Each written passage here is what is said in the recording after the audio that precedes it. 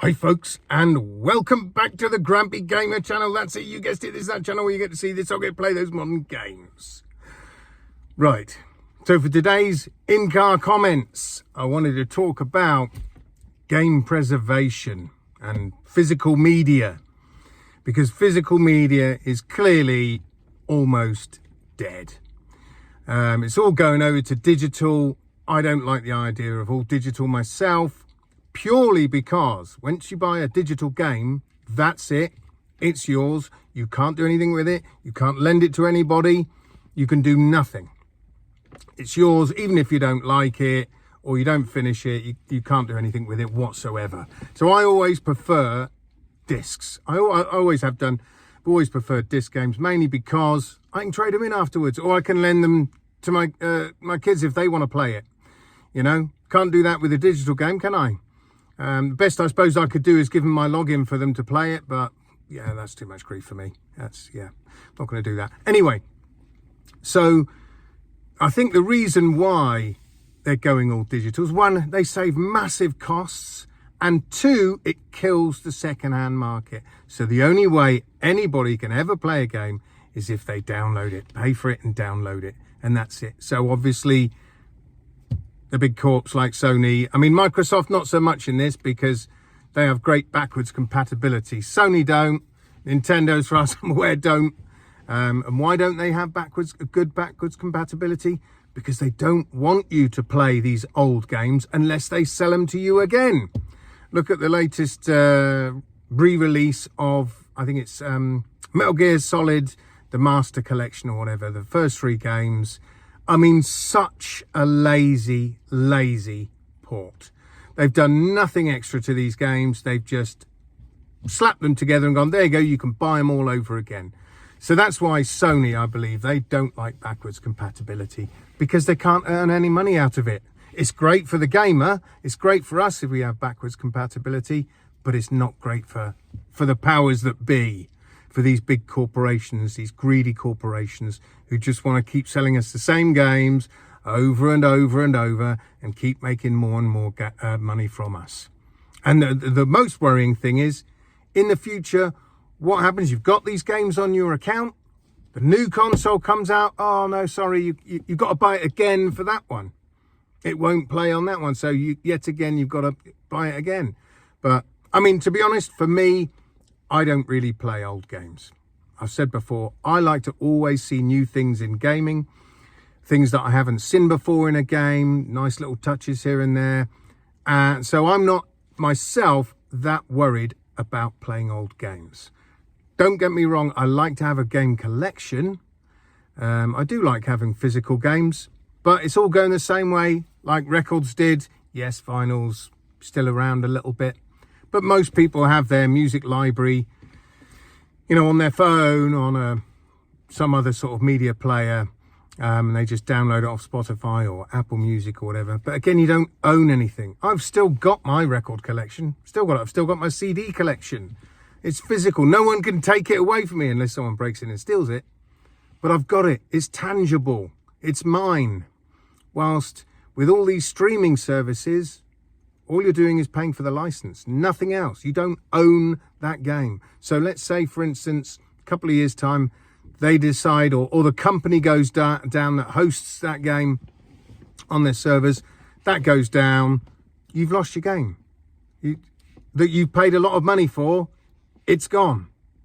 So, you know, digital media is very convenient, yes, but I don't like it.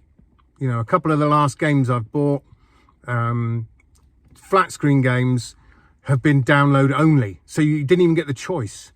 And that was Baldur's Gate 3, no choice in that whatsoever. You had to buy it digitally unless you lived in Japan. I think they had a physical release, which is bizarre. Why wouldn't you release it elsewhere? And of course, the most recent one I bought, which I actually wasn't going to, I was going to wait until it goes on sale, but I buckled and I ended up buying it, which is Alan Wake 2. I bought that the other day. Absolutely bonkers game.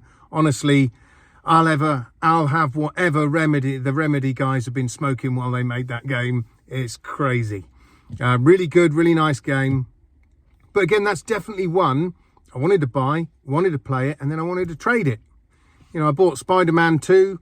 Thankfully, I got the physical copy of that, and I'm going to trade it.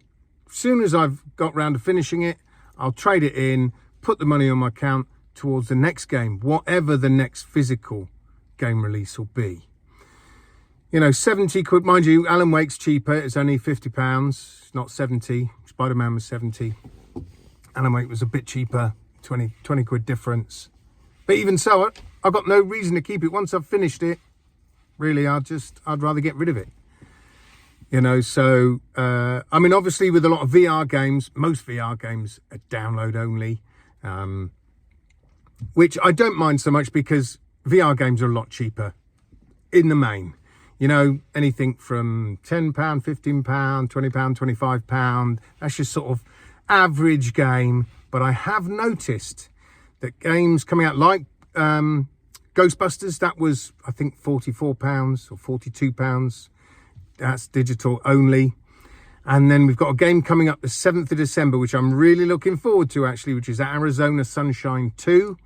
Reminds me very much of Dead Island 2, which is a flat screen game. It looks very similar to that graphically and sort of atmospherically. I don't think, I might be wrong, but I don't think it's going to have many spooky areas. It looks very bright and colourful and more just a fun zombie blasting game. But I've noticed that I think is $49.99. So digital download only, and it's a VR game. So all I can say, if it's going to be costing that much, it needs to be a good 15 to 20 hour experience, not a 4 to 5 hour. So fingers crossed. I haven't heard yet the sort of length of the campaign, but it better be. For that sort of money, it better be. If I'm going to start putting down, you know, normal priced games money on a VR game, it better have longevity. It better be a good solid campaign that I can get my money's worth for. So, but like I say, I don't mind with VR games so much because that's what I'm used to, them being digital. But again, like I've said, they're normally a lot cheaper. So I don't mind that. I don't mind spending £15 and it's digital only. Fair enough, I'll play it and that's it. So sadly, this is the way we're going. Everything's going to be digital, everything. And the corporations have then got us. We're at their mercy, which I don't like the idea of it, but this is the way the industry and the world is going. We pay more and more and we own less and less. It's just the way it is. So let me know what you think, folks. Let me know whether you like digital media, whether you think it's a good idea, or whether you would still rather have physical copies of a game. Like I say, let me know in the comments. Don't forget to follow me on Facebook, just Grampy Gamer. And please give this video a like and subscribe if you haven't already. And until next time, I shall see you guys on the other side. Adios.